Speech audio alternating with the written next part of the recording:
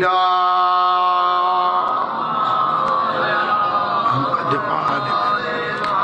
لسيما بقية الله المنتظر امام زماننا هذا روحي وارواح العالمين على التراب المقدم الفداء عجل الله تعالى فرجه الشريف وسهل الله تعالى مخرجه الشريف ولعنة الله دائما باقية على أعدائهم وغاصب حقوقهم ومنكر فضائلهم ومصائبهم وولايتهم أجمعين.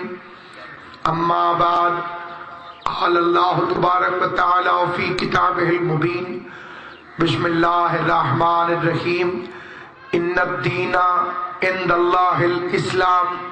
مل کے صلوات پڑھ لیں محمد و اہل بیت محمد صلی علی محمد وآلہ. خدا بند عالم مخدوم عالمیان کی عزت اور عظمت کے صدقے میں اس جلیل القدر عبادت کو اپنی بارگاہ میں شرف قبولیت عطا فرمائے. جتنے مومنین و مومنات پوری کائنات میں ذکر فرزند رسول کے لیے محرم کا چاند طلوع ہوتے ہی عزاداری کے لیے گھروں سے نکل پڑے ہیں، آل محمد کا کریم خالق اس عظیم ذکر کا صدقہ ان سب کی حفاظت فرمائے. سامعین گرامی قدر، ہسپتال مریض کے لیے ہوتا ہے، شیعہ سنی کے لیے نہیں. سکول طالب علم کے لیے ہوتا ہے، شیعہ سنی کے لیے نہیں. راستہ مسافر کے لیے ہوتا ہے، شیعہ سنی کے لیے نہیں. مجلسیں بھی انسانیت کے لیے ہوتی ہیں، شیعہ سنی کے لیے.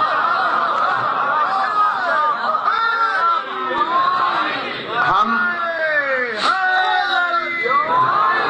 فرزند رسول اللہ کے ذکر کے صدقے سے سوئی ہوئی امت کو حکمت اور موعظہ حسنہ سے جگانے کی اور اصلی اسلام کے پیغام کے پہنچانے کی ایک کوشش کرتے ہیں. ان مجلسوں کا ہرگز مقصد یہ نہیں ہے کہ ہم لوگوں کے مذہب تبدیل کر دیں، نہ ہمارے اختیار میں.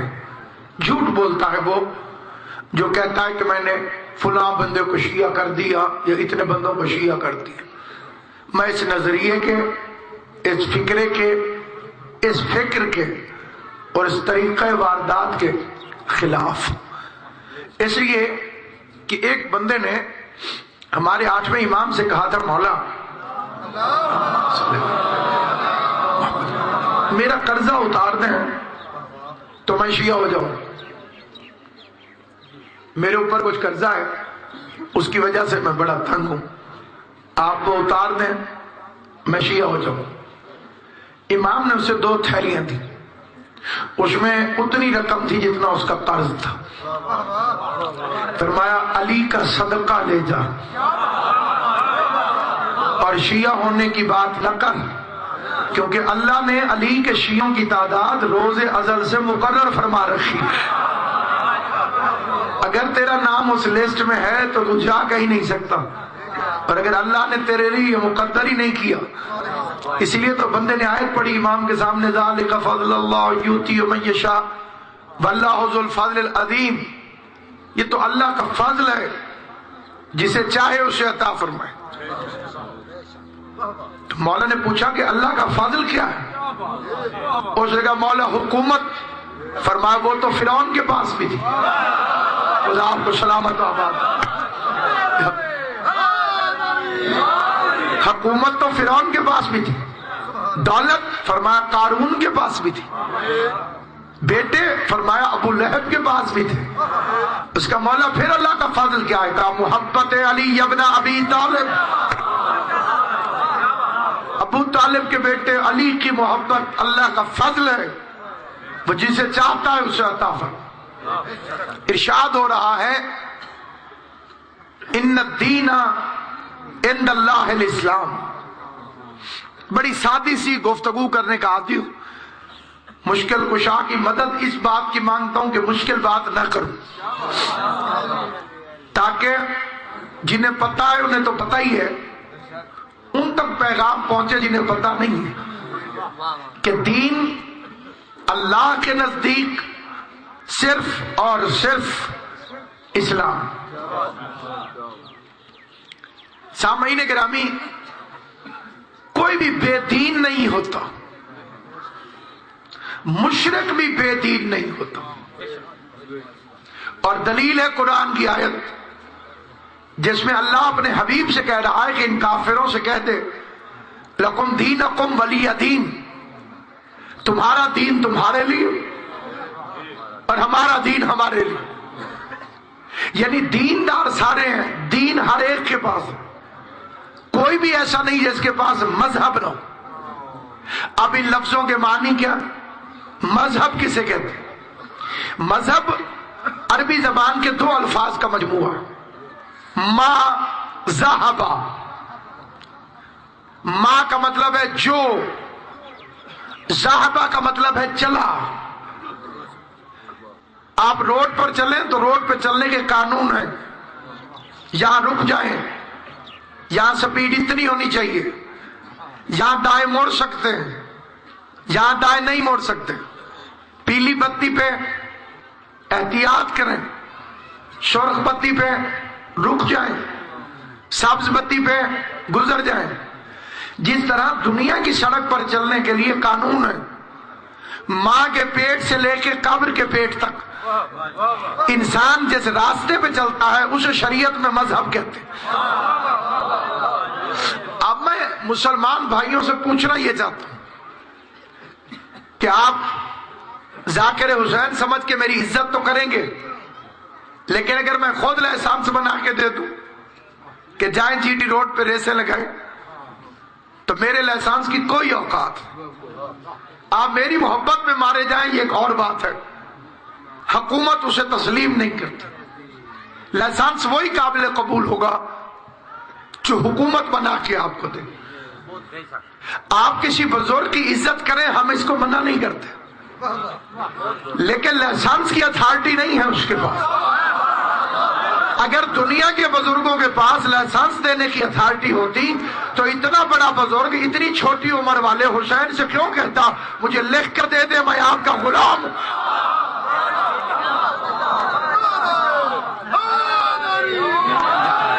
ہمارا عالم دین تھا افریقہ میں، اس نے عیسائیوں کے بہت بڑے پادری کے پاس آنا جانا شروع کر دیا، صبح شام نشستیں، 3 دن اس کے گھر قیام۔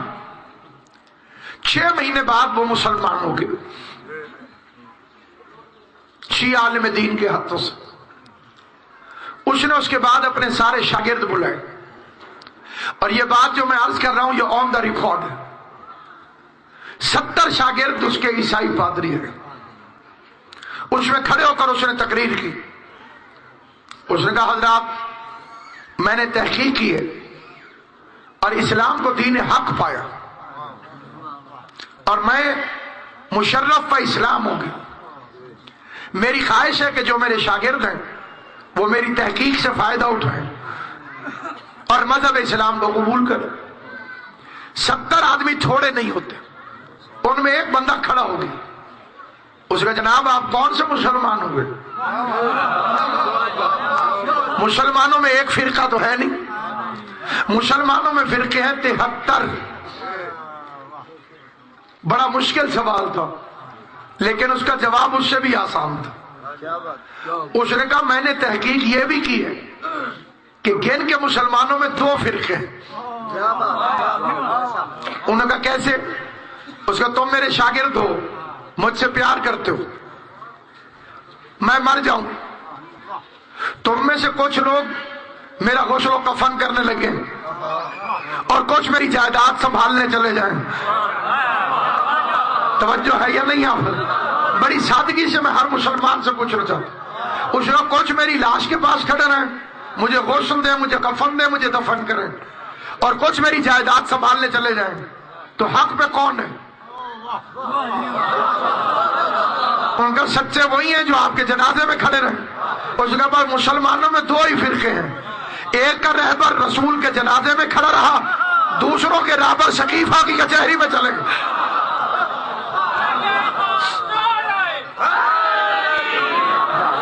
مسلمان حقیقت سے جتنا مرضی منہ موڑ دے، حقیقت سے منہ نہیں موڑا جا سکتا۔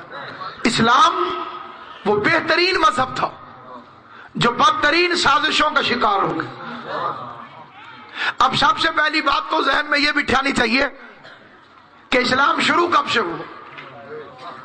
کئی لوگوں کے ذہنوں میں غلط فہمی ہے کہ حضور اکرم سے، نہیں، پہلا انسان جو اس دنیا میں آیا وہ مسلمان تھا،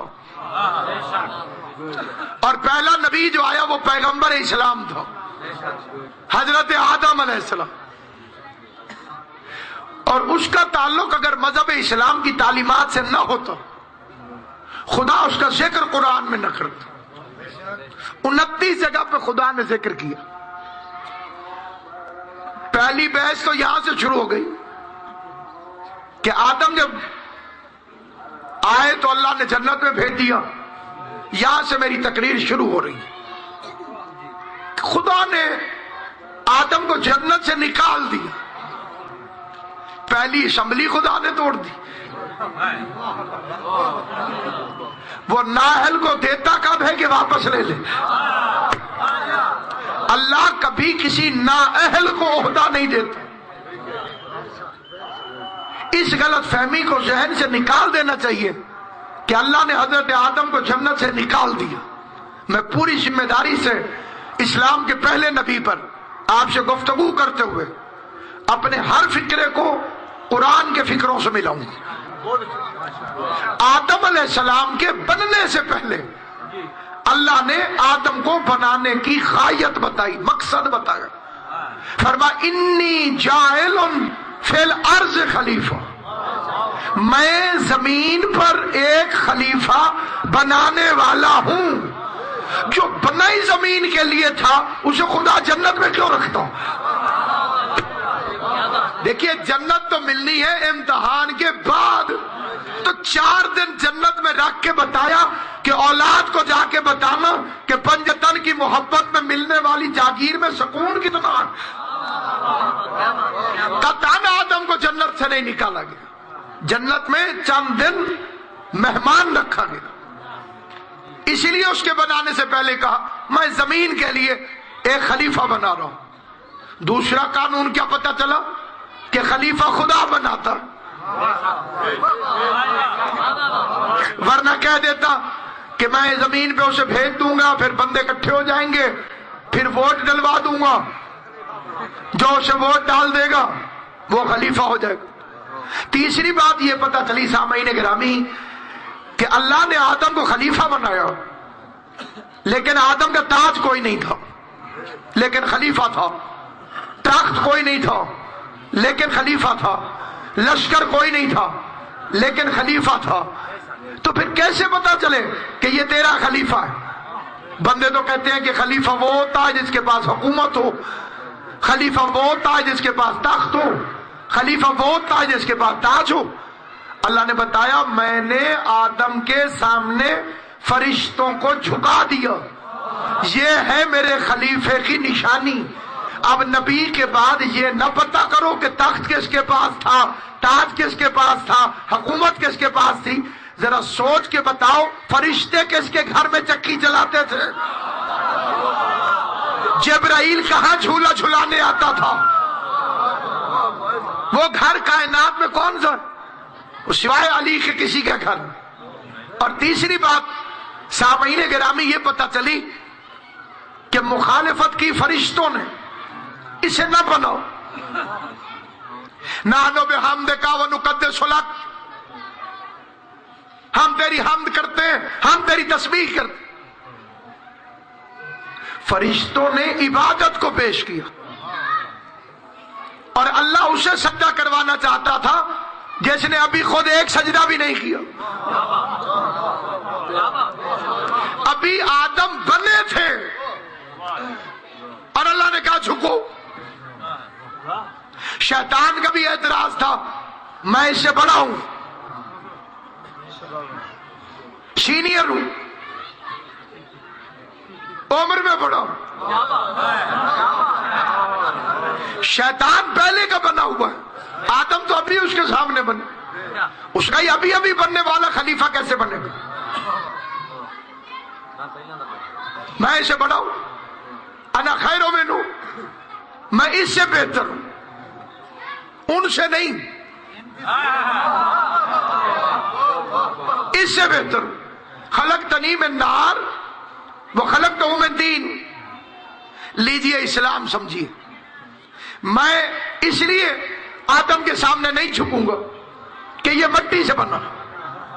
یہ ہوتا ہے اسلام کا دشمن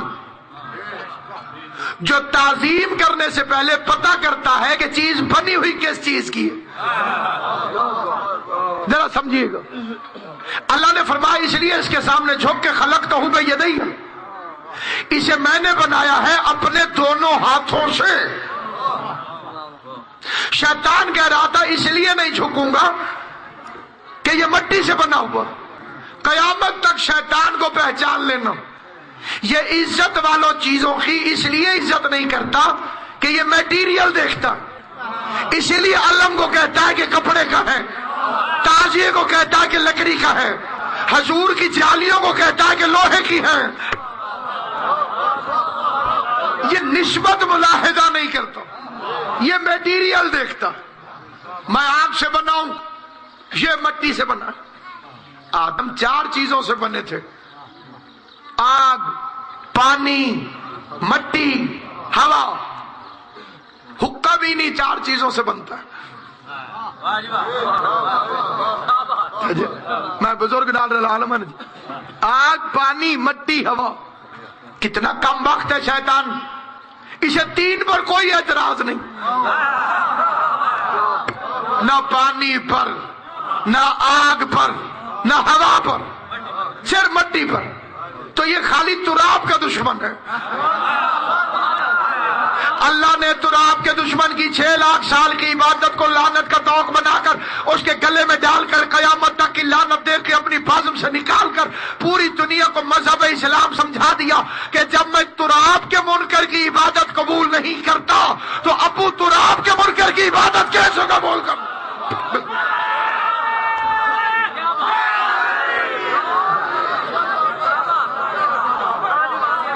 کئی بندوں کا خیال ہے کہ جناب آپ صرف آل محمد کا ذکر کریں، پلیتوں کا ذکر کیوں کرتے؟ اگر عقل مندی سے نہ کیا جائے تو بالکل غلط ہے۔ عقل مندی سے آپ کو کسی نے کہا کہ ان کا ذکر نہیں کرنا چاہیے؟ اللہ سے کہو آدم کا ذکر کرے، شیطان کا کیوں کرتا؟ اتنی اچھی کتاب ہے تیری، موسیٰ کا ذکر کر، فرعون کہاں سے آ گیا؟ دودھ کے ساتھ چچڑ تو ہوتے، آپ نہیں سمجھیں گے تو یہ کون سمجھے گا؟ ایک ہی بھینس ہوتی ہے اور اس کے اندر دودھ والا نور بھی ہوتا ہے، گوبر والی نجاست بھی ہوتی۔ آپ کوئی بے وقوف ہو جو کہ کوئی فرق نہیں ہے ان دونوں میں۔ گوبر اچھی چیز نہ ہوتا تو دودھ کے ساتھ کیوں ہوتا؟ چچڑ اچھے نہ ہوتے تو نور کے ساتھ کیوں ہوتے؟ وارثوں والی بھینس ہو تو مالک چچڑوں کو پکڑ کے آگ میں پھینک دیتا۔ تم نے جرات کیوں کی یہاں آنے کی؟ تو سامعین گرامی قدر، اسلام مشکل نہیں ہے، لیکن اگر بندہ نیت سے سمجھے۔ خدا نے فرشتوں کے اعتراض کو دیکھا، اجماع کر گئے فرشتے کہ آدم کو نہ بنا۔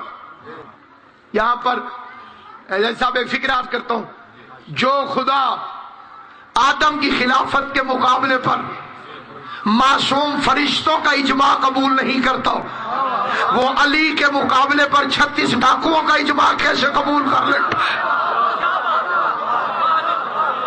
حق ووٹوں کا محتاج نہیں۔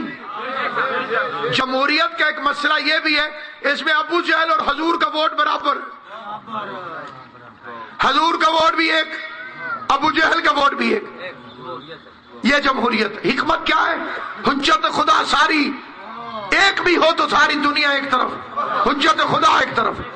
اتنے فرشتے کھڑے تھے، اللہ نے کہا عبادت کا دعویٰ نہ کرو، انبئونی باسمائہم،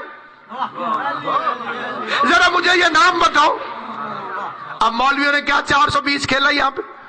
جی حل تھا डॉक्टरी थी। ये अजीब बेईमानी है। इतनी आला चीजें ये हो गई कि खुदा ने अर्श में सजाई हुई थी। अम्बेऊनी बेअस्माइहिम, और हिम की जमीर मुर्दा चीजों के लिए नहीं होती, जिंदा चीजों के लिए होती। जरा ये नाम बताओ। फरिश्तों के सर झुक गए। सुब्हानक ला इल्म लना इल्ला मा अल्लमतना इन्नका अंतल अलीमुल हकीम। बेअब तेरी जात है, हिकमत वाला तू है, तू ही जानता है। हम उतना जानते हैं जितना तूने हमें बताया। अब अगला फिक्रा क्या फरमा, या आदमो अम्बेहुम बेअस्माए हाउलाए। ए आदम तू ही ने बताओ। यहां पे टेक्निकल फर्क है, उस पर नौजवानों की तवज्जो चाहता हूं। फरिश्तों से कहा था मुझे बताओ, आदम से कहा इन्हें पढ़ाओ। बड़ी तवज्जो, खुदा आपको सलामत व आबाद व शाद रखे। फरिश्तों से कहा मुझे बताओ, अम्बेऊनी मुझे बताओ। आदम से कहा अम्बे हम, इन्हें पढ़ाओ। आदम पढ़ा रहे थे, फरिश्ते पढ़ रहे थे। सुत्ते पैन जगाना आसान है। जिसने जान की आंखें बंद की उसकी चारपाई भी उलट दो, वो नहीं उठता। लीजिए मैं जगाने लगा हूं एक फिक्रा कह के, जिसका नसीब जागेगा वो फिक्रा समझ जाएगा। फरिश्तों से कहा मुझे बताओ, अम्बेऊनी। आदम से कहा अम्बे हम, इन्हें बताओ। अब आदम पढ़ा रहे थे, फरिश्ते पढ़ रहे थे। आदम उस्ताद थे, फरिश्ते शागिर्द थे। या तो पूरी कायनात में वो मौलवी ढूंढ कर लाओ जो ये दावा करे कि जिब्रील उस दिन छुट्टी पे था। अगर छुट्टी पे नहीं था तो जिब्रील भी पढ़ रहा था और आदम पढ़ा रहे थे। अब आदम उस्ताद हो गए, जिब्राइल शागिर्द हो गया। जिस नबी का कलमा पढ़ते हो उससे इश्क नहीं है तुमको। जो जिब्रील आदम का शागिर्द रह चुका हो वो मुस्तफा का उस्ताद कैसे हो सकता है? सलामत आबाद। कितना भयानक मसला है कि हमारा नबी अनपढ़ था। अल्लाह फरमाता है युअल्लिमुहुमुल किताब वल हिकमा, पढ़ाने आया। सुभान अल्लाह। और मौलवी साहब पढ़े लिखे नहीं थे, अनपढ़ थे। एक मौलवी ने तो हद कर दी, उसका वो सारा कसूर अबू तालिब का, क्योंकि पाला था अबू तालिब ने, और अबू तालिब गरीब था तो पढ़ा नहीं सकता, स्कूल नहीं भेज सकता। मैं आया खीवे वाली, या माशाल्लाह यहाँ की इंतजामिया ने जगह जगह इश्तहार लगाए हुए थे, अल्लामा नासिर अब्बास पढ़ेंगे। इलाके का बंदा आ गया, उसको ये किस अनपढ़ को बुला लिया?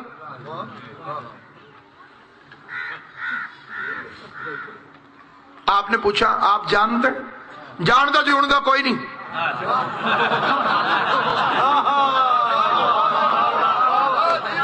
खाली नाम पढ़ा। उसके बाद मैं वजीराबाद से रसूल नगर तक हर स्कूल में गया। एक पढ़ना आया से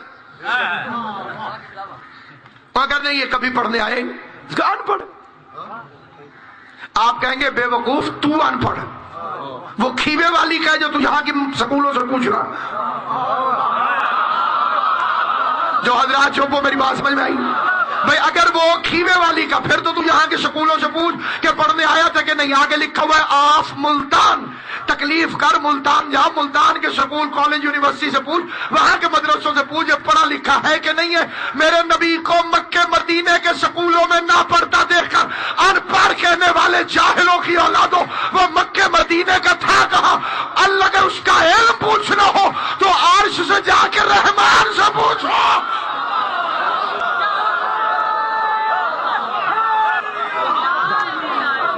और उसके बाद दो चार होते हैं, पौने चार नहीं। मेरी तकरीर से पहले कोई मुझे जाहिल कहे आसान है, तकरीर के बाद मुश्किल।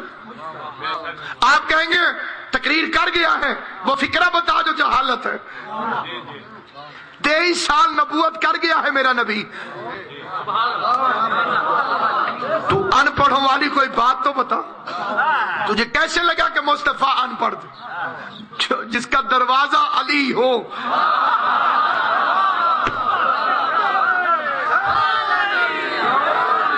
دروازہ اتنا پڑھا لکھا ہو، شہر کا عالم کیا ہوگا، شہر کی عظمت کیا ہوگی، شہر کی بلندی کیا ہوگی؟ کہ نہیں، رسول پڑھے نہیں تھے، پڑھے لکھے نہیں تھے. بالکل ٹھیک. دلیل جو قرآن میں ہے، جبریل نے آ کے کہا اقرا، پڑھ. آگے صحیح بخاری میں لکھا ہوا ہے کہ حضور نے فرمایا ما انا بقارئ، مجھے پڑھنا نہیں آتا.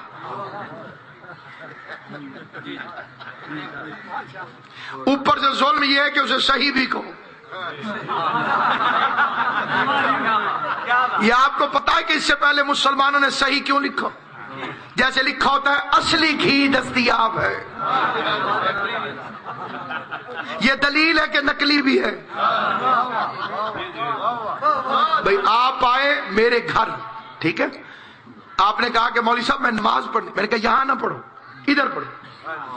ایک گل تو سمجھ چاندی پہ بچے والا گھر تھے، اس جگہ مشکوک ادھر تو اتنے پہ.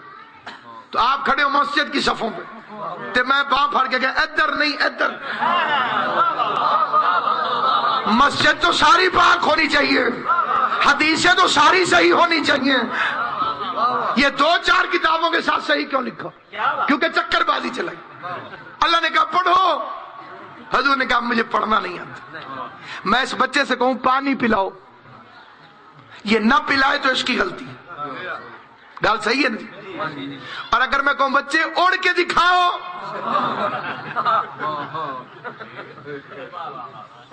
یہ میری غلطی ہے. جب مجھے پتا ہے کہ اسے اڑنا آتا ہی نہیں تو میں نے کہا کیوں؟ اگر نبی کو پڑھنا نہیں آتا تھا تو اللہ نے فرمایا کیوں کہ پڑھو.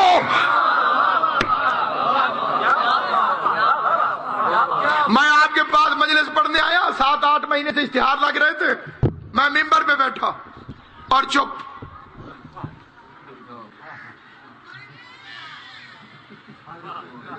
آپ نے کہا پڑھو، پڑھنا نہیں.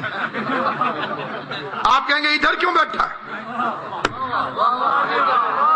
ادھر ہمارے ساتھ آ کے بیٹھنا. قصور پھر ان کا ہے جنہوں نے مجھے بھیجا یا جنہوں نے مجھے بلایا. اعتراض کرو گے مصطفیٰ پر، حملہ ہوگا توحید پر. بھیجا پڑھانے کے لیے اور پڑھا کے بھیجا ہی نہیں. الرحمن علم القرآن خلق الانسان علمہ البیان. ایک تم اور میں ہیں. ہمارے لیے قرآن میں آیا اخرجکم من بطون امہاتکم لا تعلمون شیئا. جب تم پیدا ہوئے ماں کے پیٹ سے نکلے تو تمہیں شے کا علم بھی نہیں تھا. جب اسی آئے نا کچھ بھی پتہ نہیں تھا. یہ لوگوں نے بتایا تھا کہ یہ ابو ہے، یہ سن کے پتا چلا تھا یہ امی ہے. ہم صرف پینا جانتے تھے، نہ جانتے ہوتے تو مر جاتے. لیکن یہ پتہ نہیں چلتا تھا ہمیں کہ اس کا دودھ پینا ہے اس کا نہیں. ایک دن کے موسیٰ نے 1000 دائیوں کا دودھ نہیں پیا، کیونکہ اللہ قرآن میں کہتا ہے ہم نے موسیٰ پر مشرکہ عورتوں کا دودھ حرام قرار دیا تھا. غیرت مند کلمہ گو سے سوال ہے، ایک دن کا موسیٰ تھا، حلال حرام شروع ہو گیا. 17 دن تک ابو طالب، 17 سال تک ابو طالب، 17 سال تک ابو طالب محمد مصطفیٰ کو کھلاتا رہا. اسے خدا نے کیوں نہیں روکا؟ وہ ایک دن کا تھا اور مشرکہ عورتوں کا دودھ نہیں پیتا. یہ بھی ایک عجیب رپھڑ ہے، دائی حلیمہ نے پالا.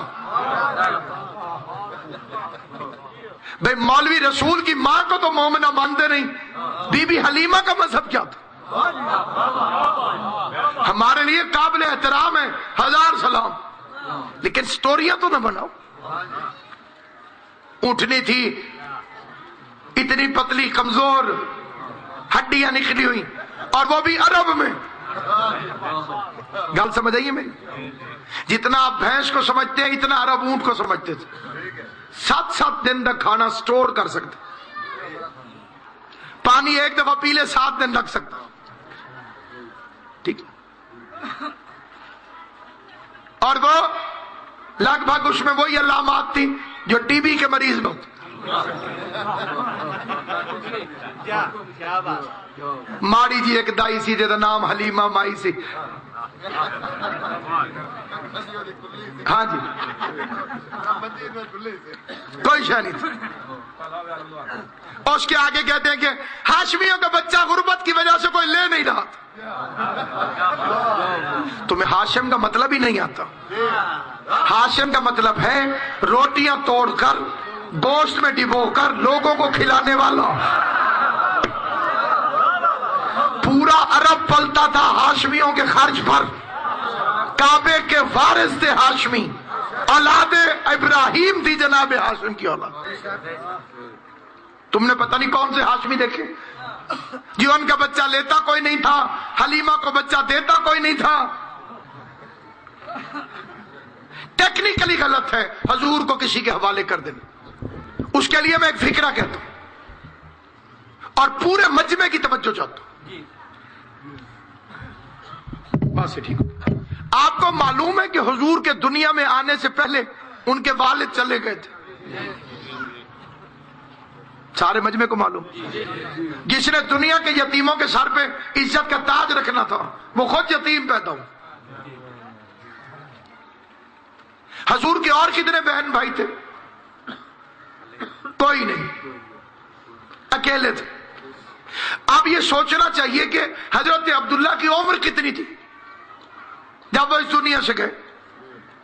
بہن بھائی بھی اور کوئی نہیں, پہلی اولاد ہے اپنے والد کی. 3 مہینے ابھی ماں کے بطن طاہر میں تھے کہ باپ دنیا سے چلا گیا. 6 مہینے ہو گئے تھے آپ کے دنیا میں آتے وقت حضور کے والد کو دنیا سے گئے ہوئے. 24 سال کی عمر میں حضور کے والد دنیا سے چلے گئے. اب اگلا سوال یہ پیدا ہوتا ہے کہ 24 سال میں اگر عرب کا کوئی جوان اس زمانے میں دنیا سے چلا جائے تو پھر فوراً سوچ آتی ہے کہ موت طبعی تھی کہ قتل تھا. 24 سال کے آدمی کا دنیا سے چلا جانا مذاق نہیں ہے, سوال ہے. قتل ہوئے تھے حضرت عبداللہ اور مدینے میں قتل ہوئے تھے. وطن ان کا مکہ تھا. مدینے میں یہودی رہتے تھے. یہودیوں نے زہر دیا تھا کیونکہ ان کے ماتھے میں انہیں نور محمد کو دیکھا تھا. اللہ نے یعنی میں یہاں پہ ایک اور فکرہ کہہ دوں, حضور والا نور یہودیوں کو نظر آ گیا, کلمہ پڑھنے والے مسلمانوں کو نظر نہیں آ رہا. انہوں نے زہر دے دیا والد ماجد پیغمبر اعظم کو.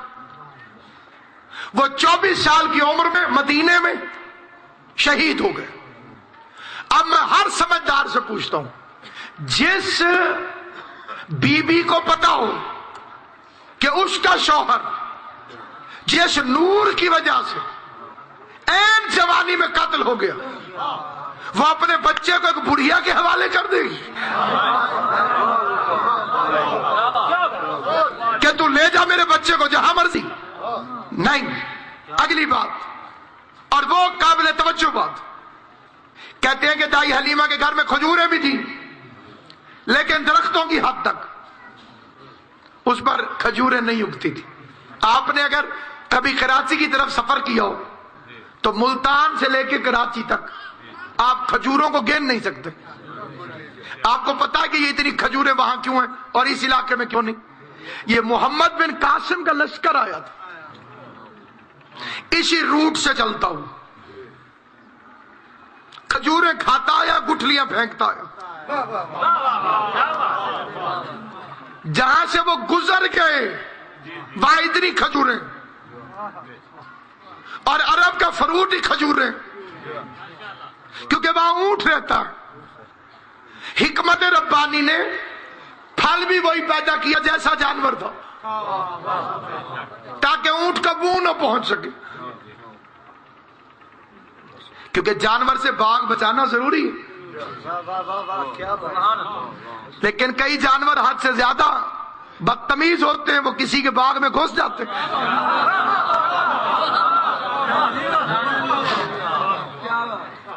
کھجوریں ہیں اس پر کھجوریں نہیں ہیں، بکریاں ہیں تو ان کا دودھ نہیں ہے، خشک ہو گیا۔ اور بھی بہت کچھ خشک تھا، تہذیب ممبر کے تحت وہ بتانا نہیں چاہتا، لیکن یہ 5ویں جماعت کی کتاب میں غیرت مندوں نے لکھا ہوا۔ اب خدا خیر کرے، جس گھر میں اونٹنی کا یہ حال، کھجور کا یہ حال، بکریوں کا یہ حال، وہاں حضور جا رہے ہیں، اللہ خیر کرے۔ اور خدا کی قسم کھا کے کہتا ہوں، جھوٹے کا کبھی حافظہ نہیں ہوتا۔ یہ فکرہ آپ کے ذہنوں میں بیٹھ گیا، میری تقریر کا مقصد پورا ہو جائے گا۔ لکھنے والوں نے لکھا کہ بکریاں تھی، دودھ نہیں تھا، درخت تھے، کھجور نہیں تھی، اونٹنی تھی لیکن چلتی نہیں تھی، کمزور تھی، لیکن خود مجبوراً لکھا کہ جب حضور حلیمہ کے پاس آئے اور اونٹنی پر بیٹھے، اونٹنی اسی وقت موٹی ہو گئی۔ اونٹنی کو پتا چل گیا کہ یہ نبی ہے، اور جو خود نبی تھا اسے 40 سال پتہ ہی نہیں چلا کہ میں نبی ہوں۔ کھجور کو پتا چل گیا کہ یہ نبی ہے کیونکہ تازہ خوشے لٹک آئے اس پر۔ کھجور کو پتا نہیں چلا کہ میں نبی ہوں۔ برتن بھر گئے، بکریوں کے تھنوں سے بہتا ہوا دودھ وہ نہیں رکا۔ اب ایک دفعہ پھر سنیے، حضور آئے تو کمزور بکریوں نے دودھ دینا شروع کر دیا، حضور آئے تو درختوں میں کھجوریں لگ گئی،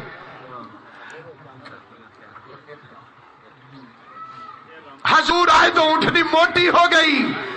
اب سر پہ قرآن رکھ کے بتا، یہ حلیمہ نے حضور کو پالا تھا یا حضور نے حلیمہ کو پالا تھا؟ کس نے کس کی پرورش کی تھی؟ کون کس کو پال رہا تھا؟ جب یہ بنیادی غلطیاں اسلام سے نکل جائیں گی پھر یزید آٹومیٹک نکل جائے گا۔ جب تک اس اچھے دین میں یزید جیسے پلید کو شامل رکھو گے اس وقت تک تم اسلام کو دنیا کے سامنے پیش نہیں کر سکتے۔ جو رحمت کا دین تھا وہ دہشت گردی کا دین بن گیا۔ تم نے اماموں کا مذہب دیکھا ہی نہیں، تم نے بادشاہوں کا مذہب دیکھا، تم نے وہ تاریخ دیکھی ہے جو ملا نے لکھی ہے، تم نے وہ تاریخ لکھی ہے جو بادشاہوں نے لکھوائی۔ اگر اصلی اسلام کا تعارف ہو کہ اصلی اسلام کیا ہے، 2 طرح کے طبقے ہیں اسلام میں۔ یہاں سے زندگی رہی تو کل ٹھیک 3 بجے میں آپ کی خدمت میں عرض کروں گا 2 طرح کے اسلام۔ کیا؟ ایک وہ طبقہ جو مشکل پڑے تو اسلام کو اپنے پیچھے رکھنے کی بجائے سامنے رکھ لیتے، جیسے ناجائز مارکیٹ کی نکڑ پر مسجد، نہ حکومت مسجد گرائے گی نہ مارکیٹ گرے گی۔ اور ایک وہ ہے اسلام پہ مشکل بنی تو سامنے آ کر کھڑے ہو گئے۔ اسلام زخمی ہے ان بے غیرتوں کی وجہ سے جو اسلام کو آگے کر دیتے ہیں، آل محمد زخمی ہے اسلام کی حفاظت کی وجہ سے کہ انہوں نے اسلام کو پیچھے رکھا، خود سامنے آ کر کھڑے، اور وہ قربانیاں دی اس گھر نے۔ وطن بڑی پیاری چیز ہوتی ہے، بڑی محبت ہوتی ہے وطن کے ساتھ، اس کو ذرا ٹھیک کر لوں۔ صاحب ایمان کے لیے وطن بڑی پیاری چیز ہے، لیکن پیاری تب ہے اگر کوئی رہنے دے۔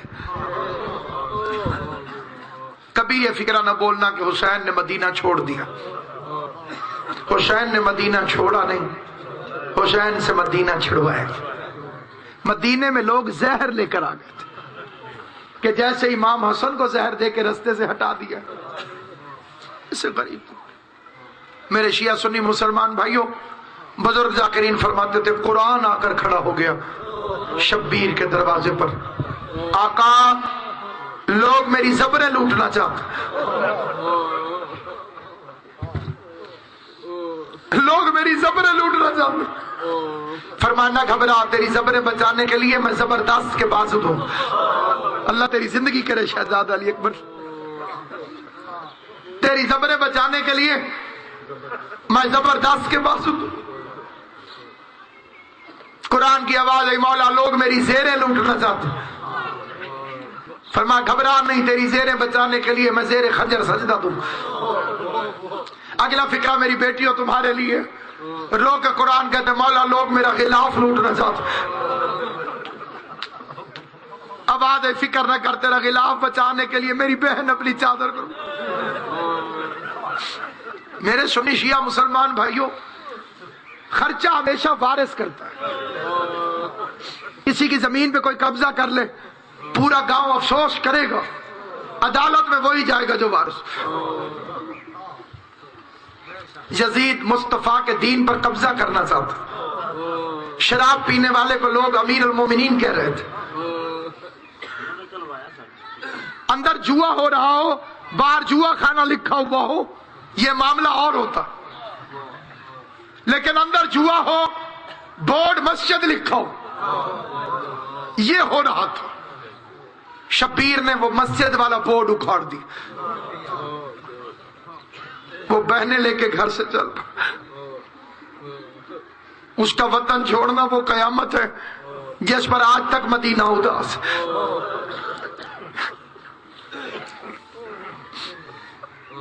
مسجد میں نماز پڑھ رہا تھا میرا غریب مولا، اب آدھے مولا گورنر مدینہ نے بلایا، ولید نے۔ بھائی چلا دروازے پر، بہن کی عادت تھی جب تک بھائی گھر نہ آئے دروازے پہ کھڑی رہتی تھی۔ کئی دفعہ امام حسین نے کہا بھی تھا، بہن جب میں مسجد میں جاتا ہوں کیوں دروازے پہ کھڑی رہتی؟ رو کے کہتی ہے جس دن سے حسن کے جنازے پہ تیر برسے ہیں میرا مدینے والوں پر سے اعتبار اٹھ گیا۔ اچھا بہن میں دربار میں جاتا ہوں، مجھے حاکم نے بلایا۔ اس وقت دربار شام کے وقت کوئی بندہ کہ میں نے کچہری جانا ہے رات کو 8 بجے، بندے حیران تو ہوں گے کہ اس وقت کیوں؟ بہن نے کہا اس وقت؟ فرمایا کوئی ضروری کام۔ میں نے جس طرح سے پڑھا ہے دونوں بازو پکڑ کے کھڑی ہو گئی، رو کے کہتی ہے نہ جاؤ، نہیں جانے دوں گی۔ شیعہ سنی مسلمان بھائیوں، یہ منظر جناب لبابہ خاتون نے دیکھا، عباس کی زوجہ، وہ دوڑ کے گئی غازی کے پاس، غازی تو اپنے بیٹے کے ساتھ کھیل رہا، بہن اور بھائی دروازے پہ کھڑے ہو کر رو رہے۔ عباس نے تلوار اٹھائی، تیزی سے دوڑتا ہوا ہے، پتہ نہیں کتنا مان تھا علموں والے پر۔ جیسے ہی علی کی بیٹی نے غازی کو آتے دیکھا، بازو چھوڑ کے کہتی ہے اب جہاں دل چاہتا ہے چلا۔ میری بیوی دنیا کے کسی غم میں نہ رلائے دوں، جہاں جانا چاہتا ہے اب چلا جا۔ عباس کو پتا چلا میرا آقا جانے کے لیے تیار، آواز دے کے فرمایا اکبر، قاسم، حنفیہ، آم، قاسم۔ بس چاند نکلتے آئے حجروں سے، امیری کا وقت تھا نا، غازی نے بلایا تو سارے آگے، جب غریبی ہوگی تو حسین بلاتا رہے گا، اینا اینا بالفضل لبور۔ بنی ہاشم کا چاند ستاروں کے اندر آ گیا اور کٹھے سید چلنے لگے۔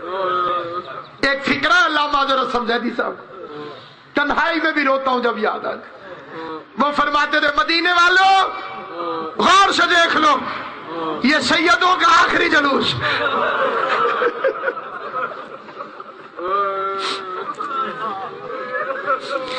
اس کے بعد تم انہیں کبھی اکٹھا نہیں دیکھو۔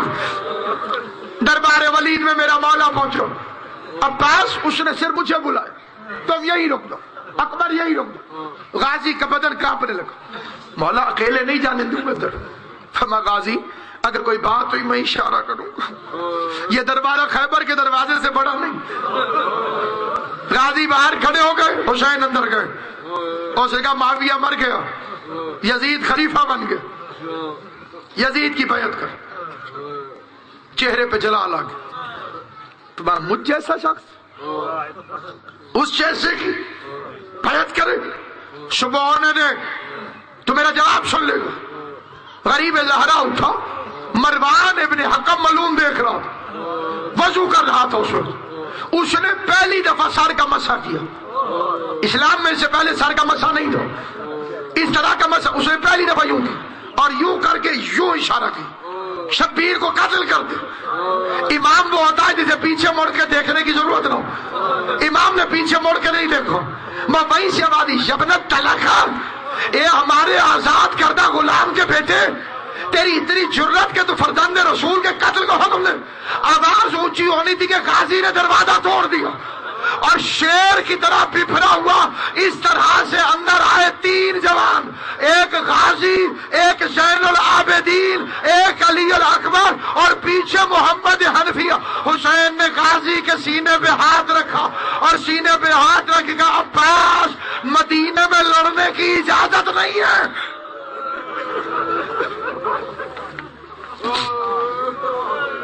مجھے نہیں رہنے دیتے مدینے میں.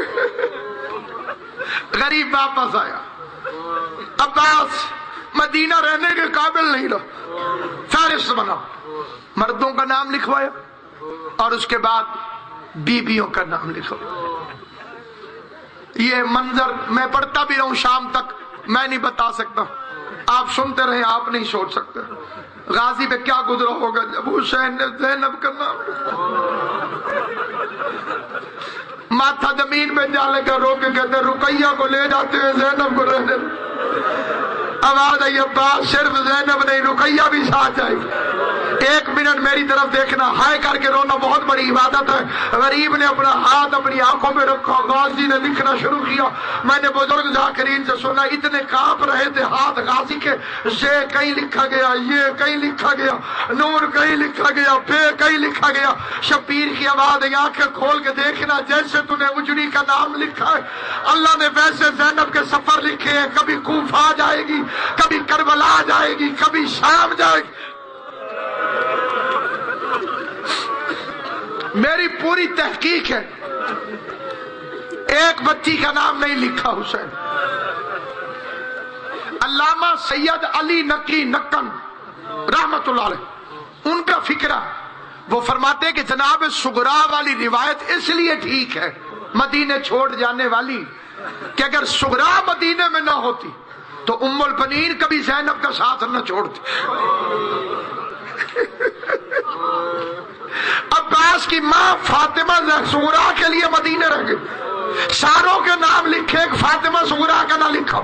میر انیس فرماتے چھوٹی سی بچی روتی رہ گئی اور رو رو کے کہتی تھی میں یہ نہیں کہتی ہوں اماری میں جگا دو، بابا مجھے فضا کی سواری میں بٹھا دو، بابا مجھے علی اصغر کی دائی بنا کے ساتھ لے جاؤ، بابا مجھے اپنے ساتھ لے جاؤ. جب دیکھا کہ بابا نہیں لے جاتا، چھوٹی سی 7 سال کی بچی نے، میرے سنی جو بہنیں اور بھائی بیٹھے گھر جا کے سوچنا، 7 سال کی بچی اتنی بھری حویلی میں حسین اکیلے چھوڑ کر جا رہے ہیں. اس بچی نے اصغر کو اپنی جھولی میں اٹھا لیا، سارے جاؤ میں اصغر کو نہیں جانے دوں گی، اکبر نہ لے جا مجھے، میرا اصغر تو میرے پاس ہے.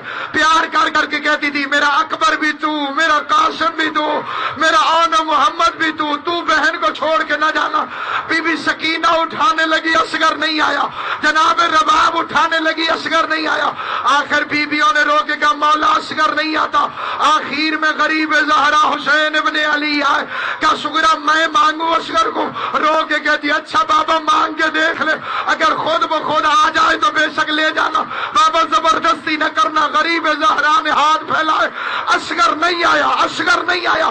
شبیر نے اصغر کے کان میں کوئی فکرہ کا، حسین علیحدہ نہیں ہوا. 6 مہینے کا علی اصغر ہمت کے شبیر کے بازوؤں میں آ گیا. روتی ہوئی صغرا قریب آئی، رو کے کہتی اب واپس نہیں مانگتی، بس اتنا بتا دے بابا تو نے کہا کیا ہے؟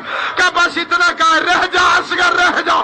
کیا میں اتنے تیر کھاؤں گا تیرے حصے والا تیر بھی شبیر اپنی گردن میں کھا لے گا. اصغر رو کے کہتے جس کے میرے جیسے بیٹے ہو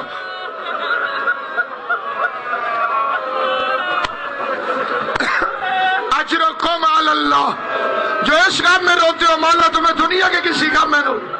اللہ اس مسجد و بارگاہ کے بانیان کے درجات بلند کرے. جس حد تک رونا نہیں آیا، یہ دن پھر قسمت سے اگلے سال جو زندہ رہے گا وہی روئے.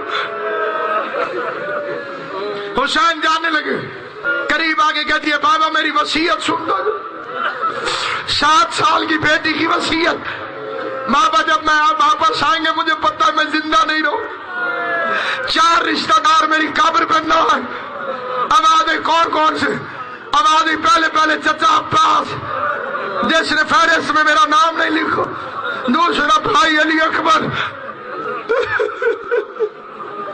اکبر واپس آ جائے تو میری قبر پہ نہ آئے. تیسری میری اماں رباب. اچھا بابا خدا حافظ.